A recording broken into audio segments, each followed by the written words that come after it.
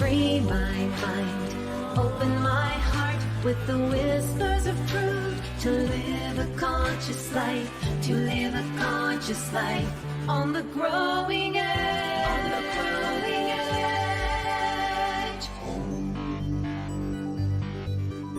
edge. And now, here's Allie. Hello and welcome to Growing Edge Live. I'm Allie Benjamin, and it is my great joy to be here. Each and every week, we come together to have conversations with soul-centered individuals that are channeling their time, talent, energy, resources, love, their creativity into doing good work in the world and uplifting us and inspiring us and bringing us together so that we can make a more beautiful world, the one that our hearts know is possible. So I'm so glad that you're here today. Welcome back, or welcome here for the first time. And I'm here in Utah, and we are having a glorious morning. I hope you are, wherever you are, enjoying the day. And I'm so glad that you're here to enjoy this conversation with my dear friend, Dennis Merritt Jones. So Dennis is back for a second show. I'm going to share a little bit about Dennis. Throughout his lifetime, Dennis has been on a quest to inspire and lift people to a higher expression of life.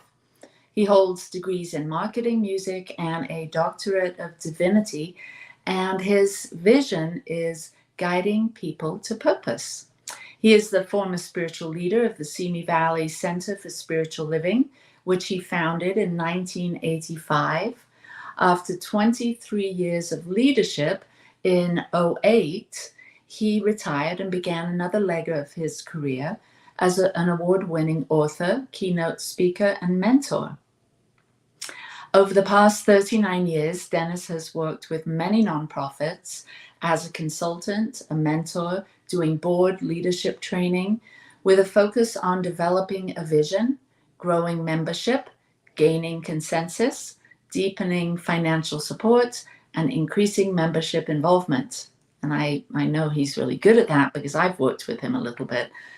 So since 2008, Dennis has written and released 7 books, 3 of which are Nautilus Award winners. So Dennis Merritt Jones, welcome to Growing Edge Live. There you are. It's good to see you. Good to see you. Really good. And it's good to be seen too. Yeah, and you are in Florida. I am. I'm in Utah. Then our producer is in California. So we've got the whole country covered here. We got it covered. That's right. Covered with consciousness. By the way, your introductory song to your program about conscious living, that is so spot on. It's a wonderful piece of music. And the green growing edge, I love that idea that everything that has purpose is unfolding. The energy is pushing through it and pushing it out and growing. That's what your program is. That's what you're doing. And I really love it. Thank you, Dennis. It's really it feels good to have those things acknowledged. The music is written by our music director, Leslie Monroe, and I know she currently is the music director at the Salt Lake Center for Spiritual Living. And did I say music director? She's not the music director. She's part of the program. Rick Charette is the music director. Hey, Rick. And yeah, she does songs for shows like ours, and she also goes to nursing homes and works with, shares uplifting music with people that, appreciate that deepening through music. And I know you're a musician. Yeah, and I have a deep respect for musicians who are taking their talent and gift to the world, because we desperately need the vibration of good music. Music really is a universal language. It usurps every culture, and if you identify with music, you're identifying with the heart of humankind. Yeah, it's sometimes I do meditations, and I sometimes use music, and sometimes I don't have access to music that without copyright stuff. So, and I always find that when I do a meditation with music, it's a whole different experience, because there is that, it touches something that in us that we all as humans, I think, can access, that deeper dimension of I don't know what exactly it is, but it also happens for me if I go to an art gallery. If there's no music playing, I experience the art in a particular way. But if there's music playing, it seems to connect me even more fully with the experience. I think music ties the heart to the head, and that's why lyrics don't really, they're not as important as what the vibration of the music is, because that penetrates every dimension of who we are. Mm-hmm. Yeah, exactly. Are you playing music these days? You know, Allie, I'm not doing too much music. I've been so consumed with writing and doing the other things I'm doing, that music has kind of taken a back seat. And to be honest with you, because you don't use the hands as much, you kind of lose the ability to be quite as articulate with your fingers as you once were. So I prefer to let my typewriter do the music today, not the guitar or the piano. That's funny. Do you actually use a typewriter?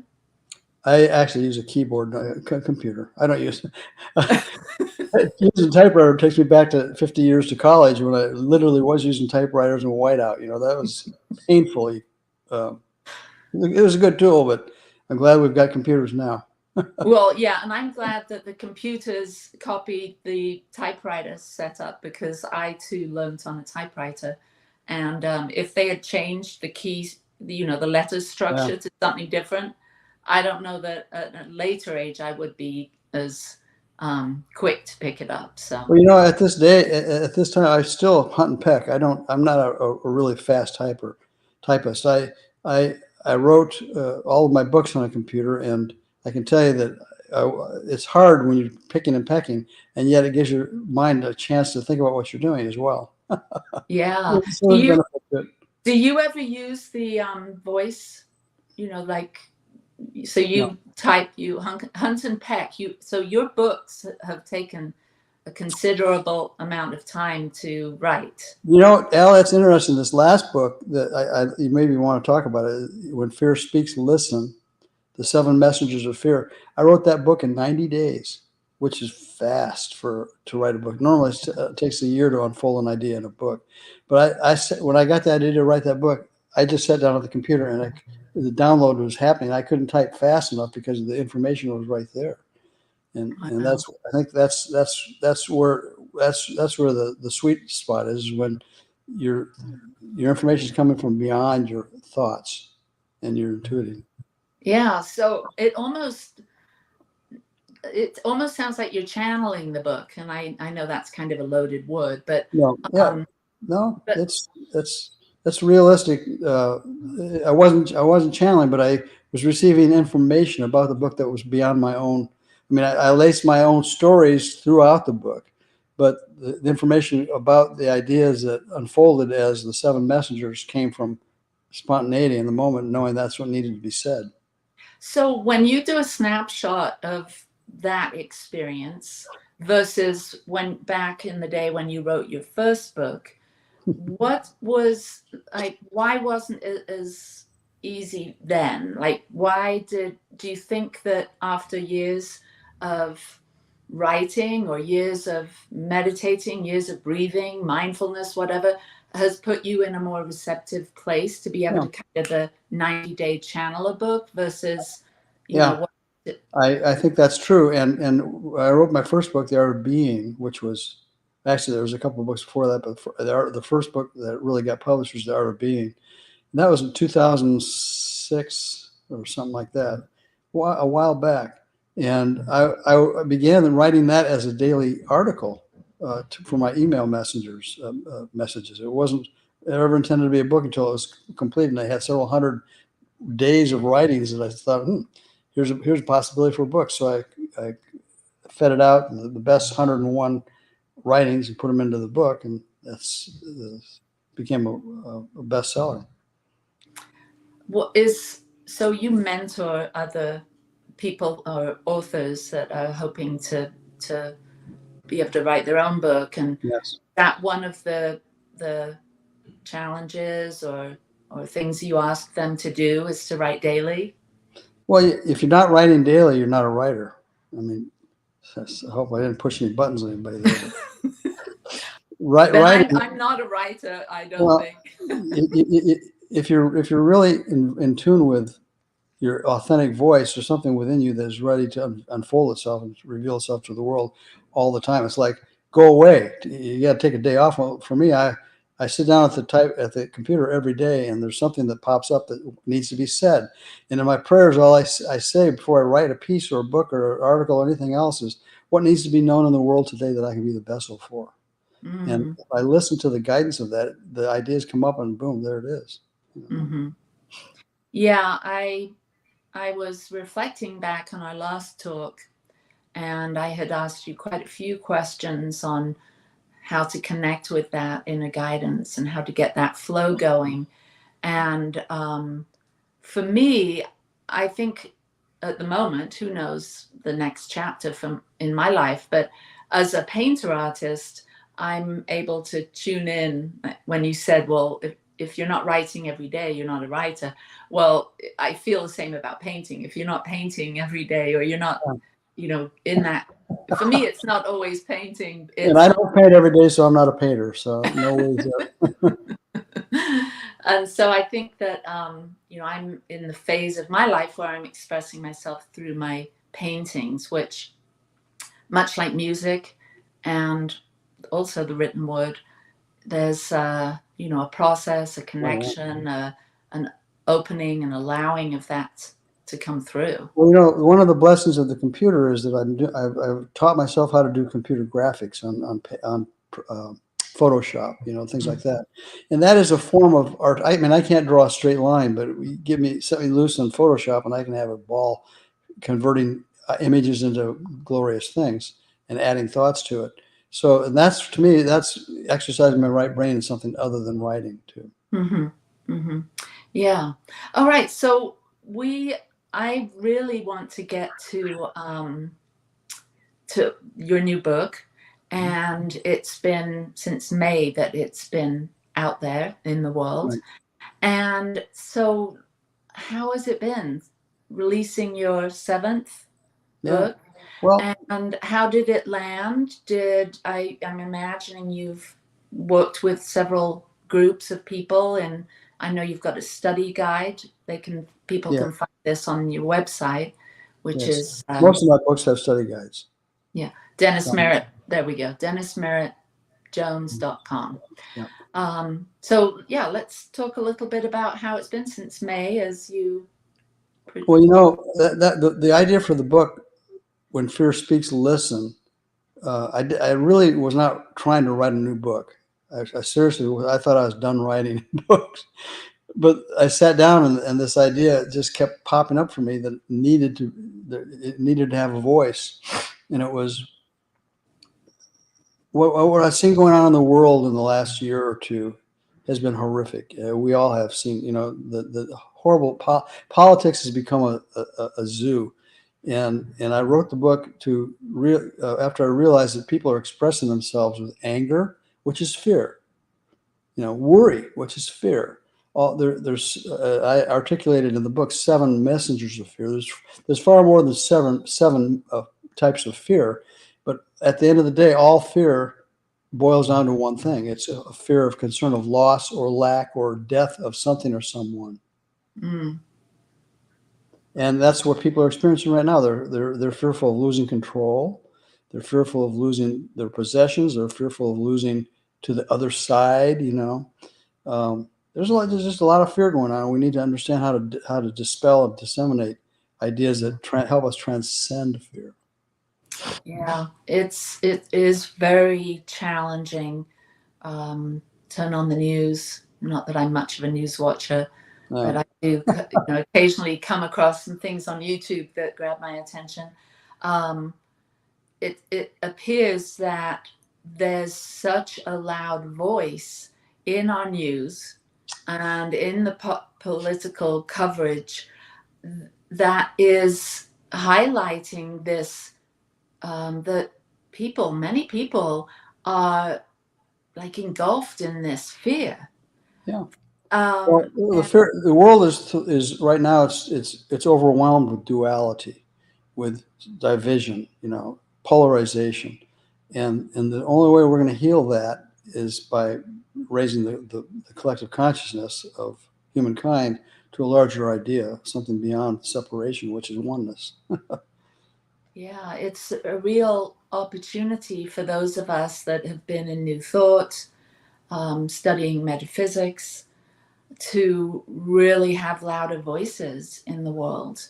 For me, I'm fairly introverted, and so doing this show is my platform or my soapbox to be able to bring some positivity, to talk about things that I think are going to help people be, living. I always think of above the line and below the line. If you think of a circle with a line across the middle, that below the line is where fear speaks, and then above the line is where truth speaks.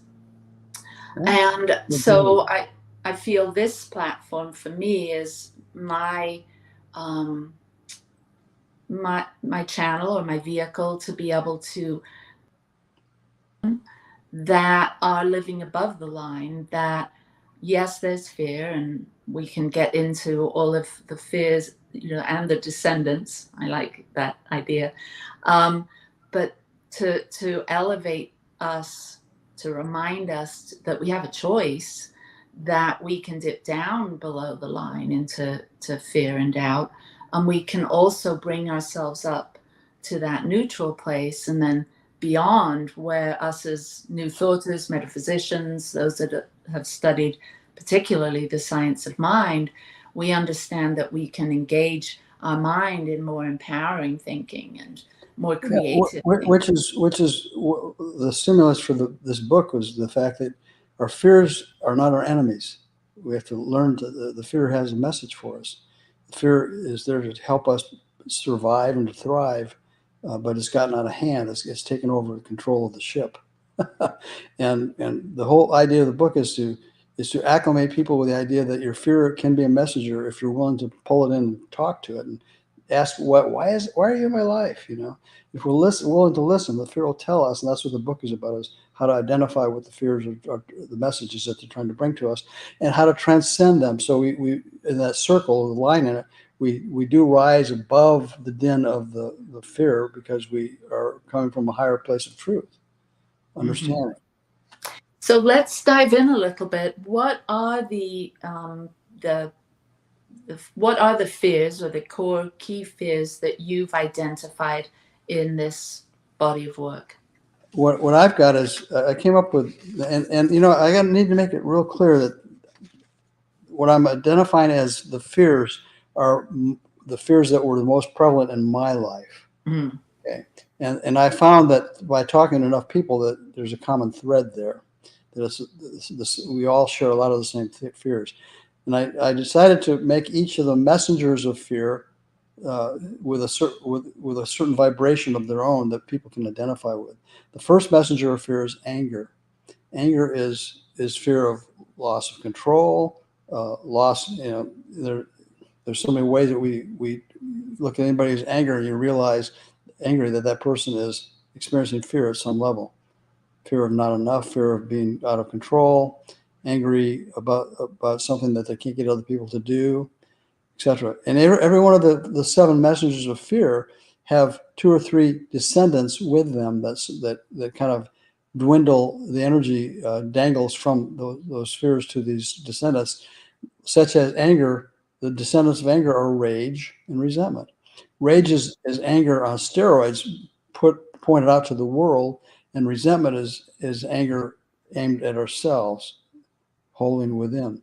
And so once we understand that both forms of the fear are derivatives of the one fear of loss or fear of death or fear of losing something or someone, we realize that we can mitigate the fear by taking a big step back and going to a spiritual perspective of, at the end of the day, how do you mitigate any fear? Love is the higher vibration of fear. And what is love? Love is coming from an awareness or a oneness with infinite intelligence, God, life. So how to mitigate every fear in our lives? We go back to source, realizing that we're part of something larger than ourselves, and we can invite that presence into our lives. It will mitigate the fear and help us realize that we can put fear into categories of perception and perspective. That's really important. Perspective and perception are two different aspects of a very important tool. Perspective is the angle at which we look at something, and perception is the filter through which we define what we're looking at. And it's important not just to understand the angle that we look at, but how we're interpreting what we're looking at. And that's one of the first places to realize, if we're conscious and aware and mindful, we can become self-aware of the thoughts and feelings we're having and where they're coming from. Mm-hmm. Challenging. Yeah, so this first one, anger, as you're talking about it, I can definitely relate to it on some levels. But I've done quite a bit of work. I've worked with a therapist at different stages, or when I'm handling something particularly challenging. And one of the overarching themes each time is that I don't get in touch with my anger very well. Like, so as you wrote this out, as you've worked with others on this book through a workbook, have you noticed that there's some people that aren't able to access anger? Of course. And that's one of the things, we have to give ourselves permission to experience our anger. That's hard to get your arms around sometimes, but a lot of times if we're suppressing our anger, anger will out itself. Energy will out itself, and if we don't take that energy and guide it in a specific way, it'll go willy-nilly on us, as Ernest says, and it'll create havoc in our bodies. So it's about identifying that energy of anger, which is fear, and directing it in a way that allows us to express it in a proactive and a productive way, not a destructive way. Yeah, that makes sense, because I, in my late 20s, I was diagnosed with rheumatoid arthritis, and I think that a direct, there's a direct relationship between my suppressed anger and that. I've worked through that over the decades, and I feel like I'm, on the healing side of that, and can express my anger in more appropriate ways. And the good news is that you're conscious enough to be able to identify it. A lot of times, if we're not conscious and present with it, and that's the gift of self-awareness, is being able to you realize we're the only creatures on the planet who have the ability to think a thought or have a feeling and step outside of that thought and analyze it, look at it, challenge it. If it doesn't work for us, to change it. No other creature has that ability to be self-aware. That's the key. That's the very first step, is to be able to identify, oh, I'm feeling anger. And anger is always attached to a concern of loss or something. What am I fearful of losing in this moment? All you got to do is look at politicians, and you realize that a lot of them are angry, and a lot of people are angry. When you see an angry person, stop and ask yourself, what is this person fearing losing at this moment? Or if it's ourselves, if I'm angry, what am I fearful of losing in this moment? If we're willing to listen to that and dance with it, we'll get the answer. And it'll either be something that we can do something about, or something we can't do anything about. Which leads us to the second messenger, which is worry. Yeah, how tell us a little bit about that. Well, worry is an interesting dynamic. Who doesn't worry? Raise your hand if you don't worry. We all worry. I grew up with worry. I mean, that was a worry word supreme. My mom used to say, live in day-tight compartments, honey. Learn to leave yesterday and tomorrow alone. Worry creates the two descendants of worry are anxiety and regret. Worry as anxiety pushes us into the future. Worry as regret ties us to the past. And so, with worry, we have to ask ourselves what we're worrying about. It falls into two categories. Either it's something I can do something about or something I can't. And if it's something I can do something about, then that's our calling to take action, call to action, and do something about it. If it's beyond our ability to change or control it, then we have to be willing to understand that divine surrender is not my will but thine, Father. Let it go. It's sometimes, and that's how and when being anchored in our awareness of our oneness or something larger than ourselves comes into play. Yeah, I think of the serenity prayer in that moment. Exactly right. Yeah. All right. So we've got anger, worry, and Judgment is the third one. Yeah. Judgment is, I mean, again, who doesn't judge? We all judge. The problem is we're not aware that we're judging. And here's the hook. All judgment separates us from ourselves and the other and infinite intelligence. If I believe there's only one of us here. And the minute we judge, we drive a wedge between ourselves and the other, which causes a sense of duality. Judgment, the descendants of judgment are superiority, inferiority, and hate. When you think about it, judgment, when we judge others, we're feeling either superior to them or inferior to them. And think about that. And hate is the magnification of judgment aimed at the world. So this is such a big one because we all seem to, and now with social media, we get, whereas in, I don't know, 20 years ago, we weren't so aware of what other people were thinking and feeling. But with social media, we don't even need to pick up the phone and talk to someone. We could just go to their profile and read through some of their and begin to label them. Right, wrong, good, bad, ugly, tall, short, fat, skinny. There's so many ways that we judge ourselves and other people. And all judgment, if we're aware that we're judging, then we can do something about it. But we have to be aware that we're judging first. That's the key. And become the observer of our own thoughts and feelings and emotions. That's the value of emotional awareness. If we're judging others, we realize that it comes into emotions of feelings that there's an opinion behind the feelings. In other words, the difference between judgment and discernment is huge. Judgment is an observation of something with an opinion attached to it that has emotional entanglements with it. Discernment is an observation with no opinions. It's just, oh, I see. No opinions with it. No right or wrong, no good or bad, just an observation. So when we catch ourselves judging, we have to be able to pull ourselves back into learning how to be discerning rather than judging. Discerning has a spiritual component to it too. Jesus said it so well. He said, "Judge not, and you shall not be judged." It's a law of attraction. When we start judging others, we can bank on the fact that we're being judged as well. We're judging ourselves and separating ourselves from the other.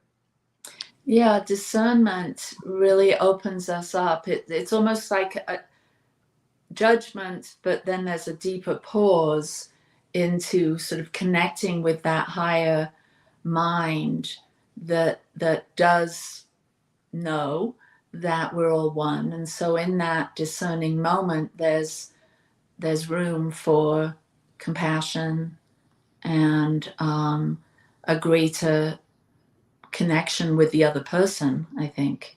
And we have to circle back around to what we said earlier. It's about being aware that you're being judgmental. The minute we become aware of it, we can do something about it. Until we become aware that we're living in a consciousness, we think we are it. We can't do anything about it until we step outside of it and say, oh, I see, I feel, now I'm going to do something that is proactive with what I see. Rather than it's about being responsive rather than reactive. Yeah.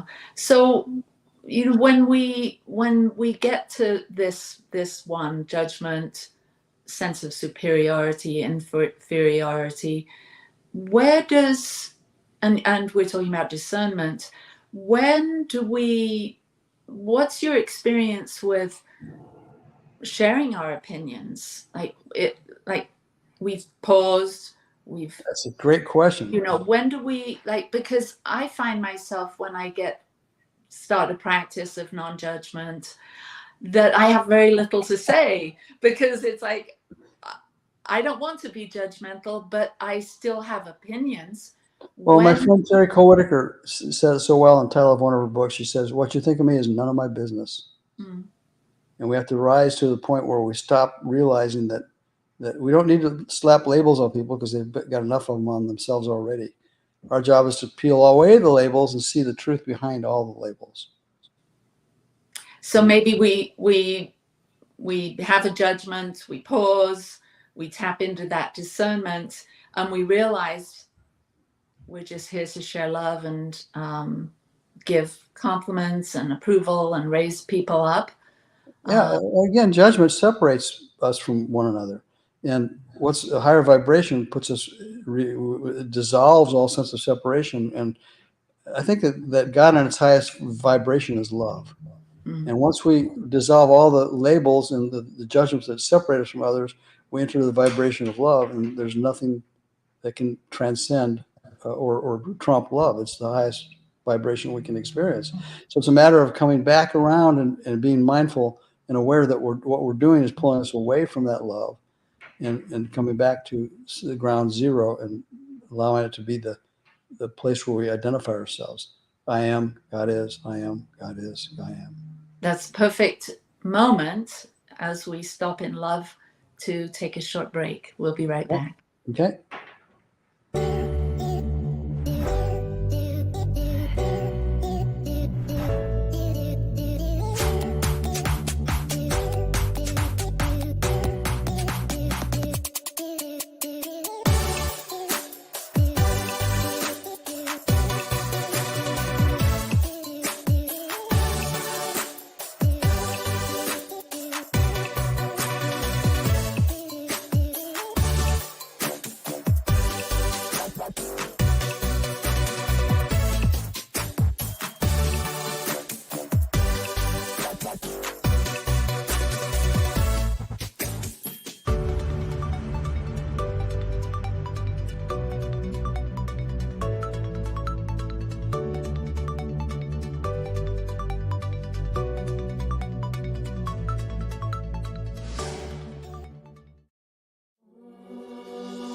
Free my mind, open my heart with the whispers of truth. To live a conscious life, to live a conscious life on the growing edge. On the growing edge. And now, here's Allie. And we're back. Okay, so we're here with Dennis Merritt Jones, and we're talking about his brand new book, and we're talking about the messengers of fear, correct? Mhm. And we just got to, which one did we get to? Judgment. So we're talking about selfishness is next. Yes. Selfishness is fear in one of its greatest disguises. When we're selfish, we're fear. What's the fear of? Not enough. We fear that there's not enough, so we hold back from being generous. And how we rectify that is enter into a spirit of generosity and the generosity of spirit. And that's hard to do if we're judging. See, all these energies from the first messenger on all play off of each other. And if we allow ourselves to see this, the essence, the descendants of selfishness are greed, jealousy, and envy. Mm. Greed and selfishness are two different things. Mm-hmm. Greed is a belief in not enough, and jealousy is another form of not enough. Like, I don't have enough of him or her in my life. You know, I don't have enough of that job in my life. So jealousy and envy. Well, I don't want to go into giving you too much of the detail of the book because you need to read it. Yeah, well, I'm looking at this one, and I don't know if you've ever studied the Enneagram. Have you ever looked at that? Yeah, in passing, yeah. Yeah. I'm not a Well, student. I've been taking I just graduated from a year-long mentor program, certification program, and my Enneagram type is associated with that word envy. And so I've been doing some exploration into that. And so as I look at this selfishness and its descendants, greed, jealousy, and envy, that all of these words, actually, all of these 7 messengers sort of give this like closing in feeling, like we're these wonderful, spacious beings of light. But then when we get narrow and focused in, or we become angry or worried or judgmental or selfish, Yeah. it seems as though we get super narrow. And That's what fear does. Fear causes constriction. yeah. It's what fear does. It causes us to constrict, and it narrows everything. And so what's the opposite of the constriction is being open, and what causes us to flow in the openness of the heart, love. Mm-hmm. Right. And for me, the envy, sort of the antidote or the medicine to relieve the envy is equanimity. Yeah. This, and so I think of those two sort of aspects or opposites, envy and equanimity. All right, so let's go to the next one, which is Shame. hmm. That's one of my big lessons in life.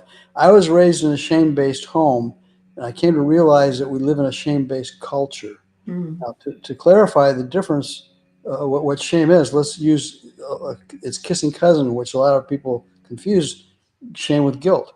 Guilt is a belief or feeling that you've made a mistake. Everybody, and we've all made mistakes. Can I get a witness? Shame is a feeling that we are a mistake. Shame is a belief that we're not enough, that irrespective of what we do, we'll never accomplish being enough.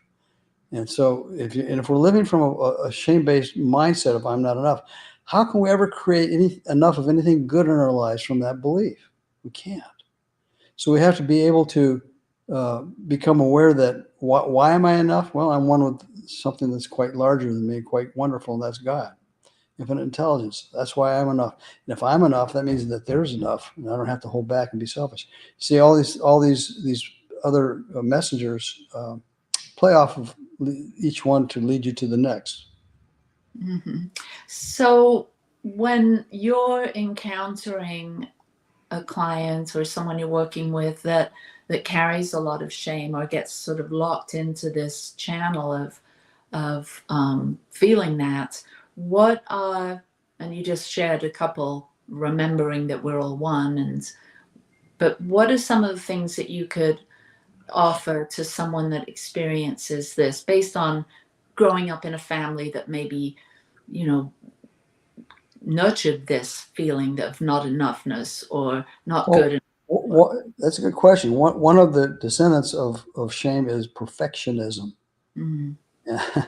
A perfectionist is somebody who has to feel like they have to cover up something in order to be approved of or loved or accepted. And so once we realize that God knows, I have a black belt in perfectionism. I am a recovering perfectionist, and I know it, and I admit it, and I own that. And I'm a Virgo. What do you expect? I want everything orderly. And there's a fear behind perfectionism. What is that fear? The fear if people see me for who I really am, they're not going to like me. Mm-hmm. They're not going to love me. So I'm going to hold up these labels, these facades in front of me, and have everything perfect so they'll think that I'm perfect. Get over it. You're not perfect. Well, you're perfectly imperfect, like all of us, right? Yeah. Yeah. And I love that distinction between, well, I don't love it, but I appreciate the distinction between guilt around something that we've done and shame that there's something wrong with Right. me. We're not enough. Yeah.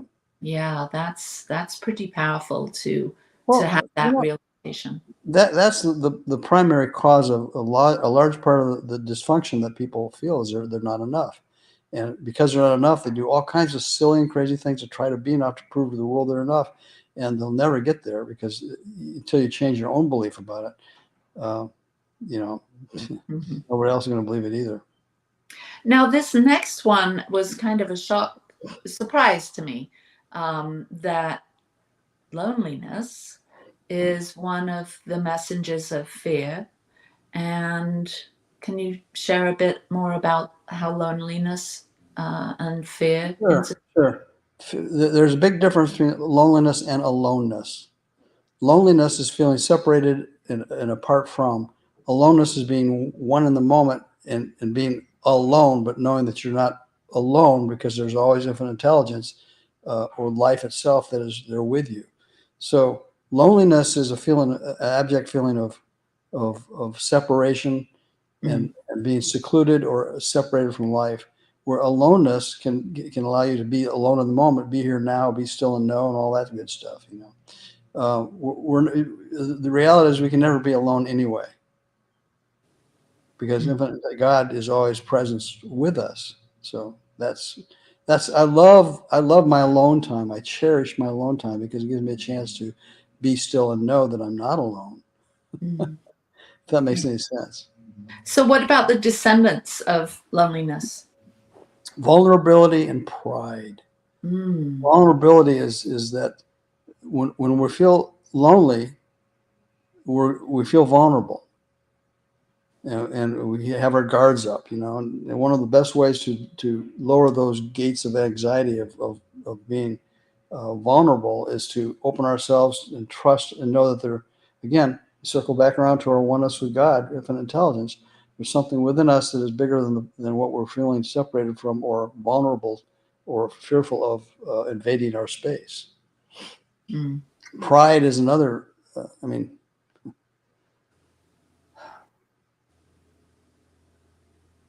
we're so attached to pride at times that and that's ego, edging God out, that we won't admit that we're in a place of vulnerability. All these descendants are holding hands, or they're all come from the same bloodline of fear. Remember, all fear is attached to a concern of loss or death of something. Now, in the case of loneliness, what's the fear of loss or death? That's a question. That we're not connected, that we somehow aren't, I guess, good enough, or yeah. And the same with pride. What's the fear behind pride? If I'm not prideful, people will see me for less than I am. Yeah. So maybe the way out of that is through humility. Maybe if it's not false humility. Yeah. Again, all of these descendants are. I didn't want to make the book 18 chapters long, which is I wanted to keep it simple, which is why I use the seven primary messengers and the descendants that go along with them. And in the book I discuss each of them, but the primary focus is on the seven messengers themselves. So loneliness, and then comes the final key messenger, which is uncertainty. And of course, as you know, I wrote a book called The Art of Uncertainty. And I think that we live in a world where everything is uncertain. We live in a world of addictions. We live in a world of diversions and distractions because we're fearful of facing the unknown. And the unknown is where life is waiting for us to show up.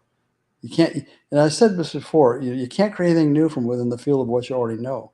Because you just create another version of what you already know. You have to step into the field of the unknown, where the rich creative soil of life is waiting for us to shape new experiences from the unknown. But we're afraid to go there. And again, why are we afraid of the unknown? We're fearful of death. We're fearful of loss. And again, it's not always our physical death we're afraid of.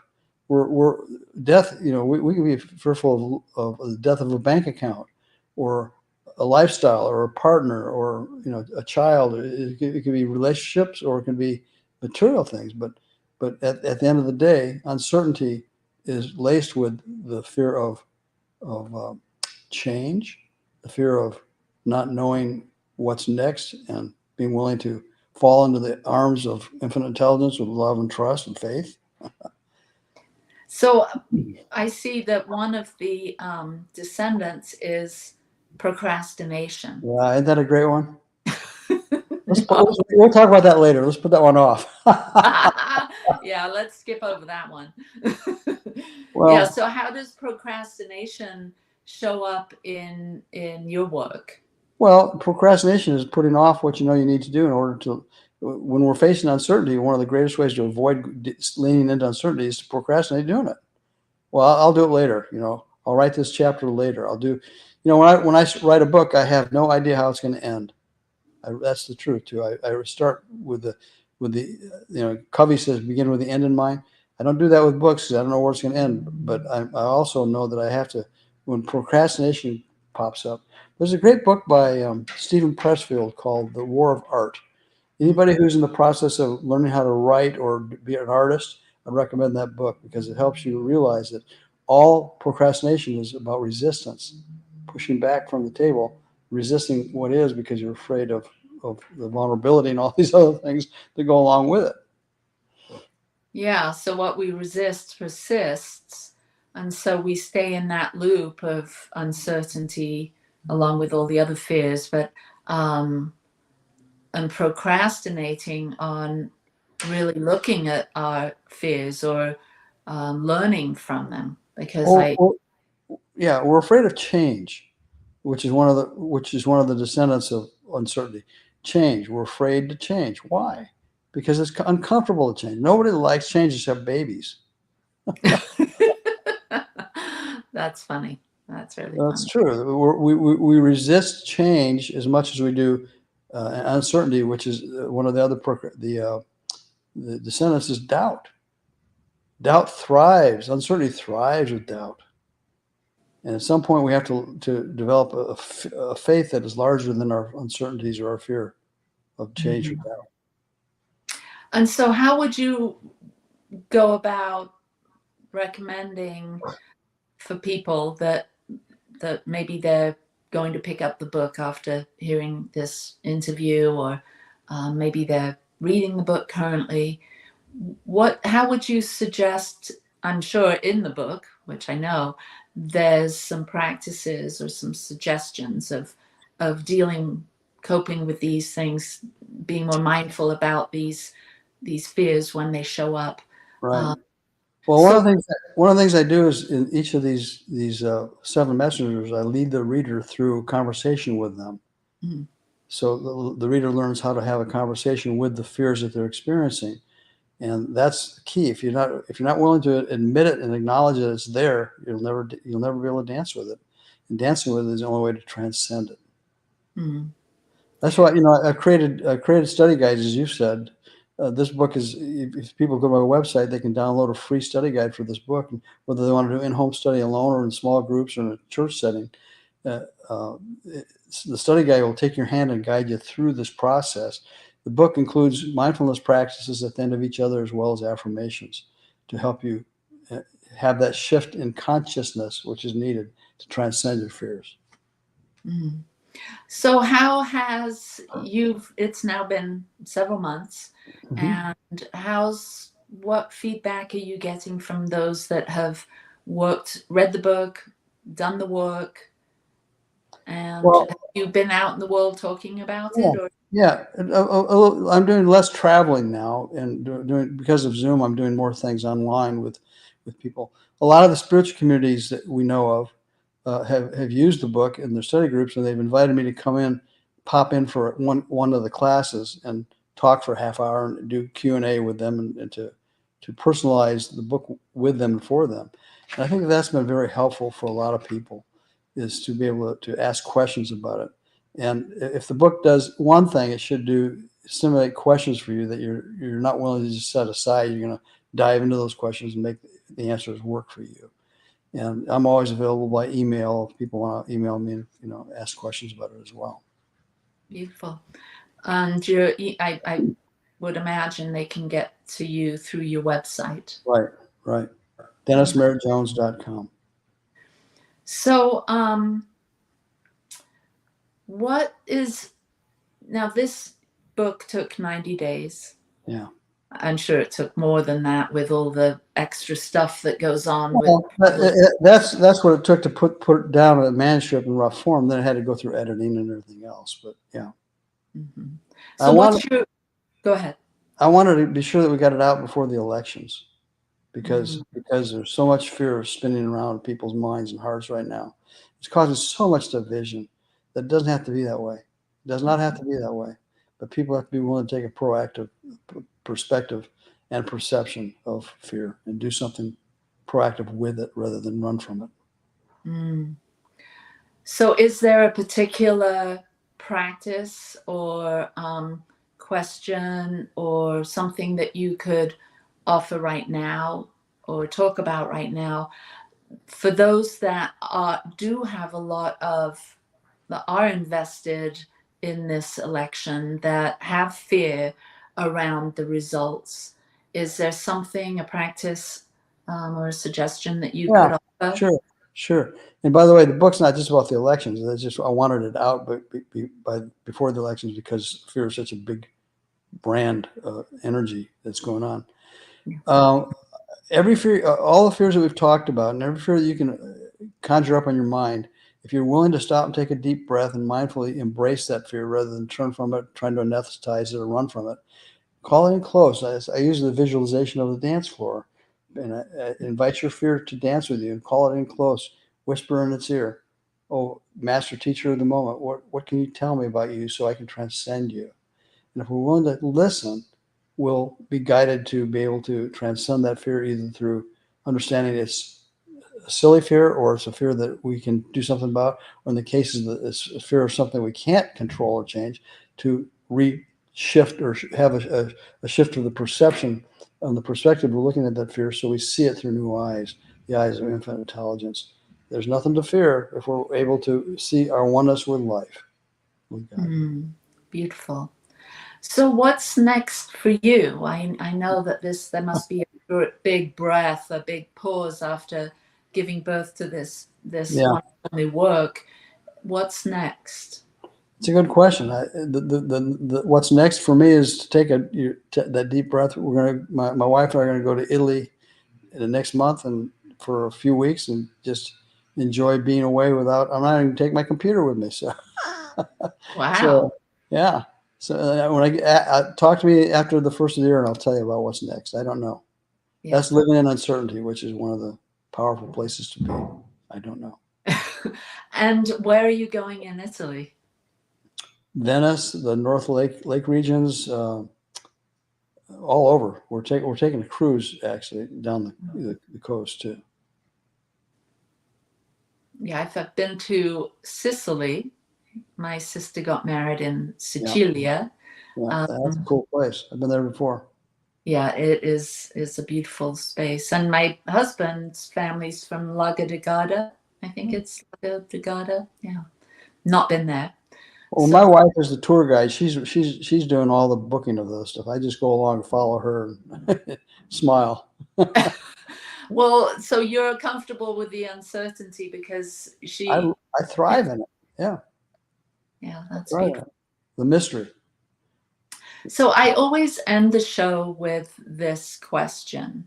Well, and before I mention the question, you talked at the very beginning about the song and the whole premise of this show, which is growing edge, and to have the awareness or the consciousness that each of us are at the growing edge, at the green growing edge of our own becoming, that we have the ability, as you said, to not only think thoughts, but be able to be aware that we're thinking thoughts, Right. to have the awareness that we are consciously engaged with our own life, our own evolution, what's going to happen next, what we create next. And awareness puts us in touch with our ability to make a change. Mm. If we're not aware of something, we can't change it until we're aware of it. Before I get to my last question, do you have thoughts about the difference between the concept of change and the concept of transformation? Sure. Change is inevitable. Transformation is a choice. Mm. I mean, change is happening whether you like it or not, all around us. Transformation is taking the changes that's happening around us and embodying it in a way that we learn from it. That's what wisdom is. Wisdom is taking a collection of our past experiences and applying them to this moment that allows us to ascend or transcend what is to a new level of consciousness and experience. Change and is important, but transition or transformation happens at a higher vibration of change. That makes sense. Mm. Yeah, and as I was considering these messengers, I also, this is how my brain works, I also consider the opposites of all of those. So anger could be calmness and compassion. Worry could be peace and trust. Judgment, acceptance and understanding. Selfishness, generosity or selflessness. Shame, self-worth. Loneliness, connection or belonging. And uncertainty, confidence and clarity. Yeah, those are good. Yeah, and as I was thinking of that, I was considering that there's a seed, kind of like the yin yang symbol. There's a seed of each in each. So I guess that's what I consider when you're saying to dance closely, to be, not push those things away, but to draw them in, because within that anger there is a seed of calmness and compassion and so on. If we're willing to embrace it. Rather than react to it, respond to it. There's a big difference. So this ABC, awareness builds consciousness. We have to be willing to see what is before we can change it. Okay. Now my last question, because we're right at the end of the hour. Right. So what does the world need now? Like the song says, the world needs love right now. Is this a setup? Well, other than love, which is the highest vibrational answer, the question, what the world needs now is to become conscious. That's why I love your song at the beginning of your program. To be conscious and aware that who you are and what you are and how you conduct your lives matter. Who you are makes a difference, but what you do with who you are is really where the rubber meets the road. Take some action. Do something that makes the world a better place, and you'll know at the end of the day, when you knock on heaven's door, you'll be admitted because you've made the world a better place than it was when you got here. Beautiful, Dennis, and you absolutely are living that. And thank you for being here today. Thank you for being my guest. And people can connect with you at dennismerrittjones.com. Or social media, yeah. Facebook, LinkedIn. Yeah. Awesome. All right. Peace and blessings to you. Keep up the good work. Thank you. And thank you, everyone, for being here today. And thank you to New Thought Media Network for hosting us and the Satya Center for sponsoring us. And I will see you next week with Michelle Madrano. We're going to have an Enneagram chat. See you next week. Lots of love. Peace and blessings. Thanks, Dennis. Free my mind, open my heart with the whispers of truth. To live a conscious life, to live a conscious life on the growing edge.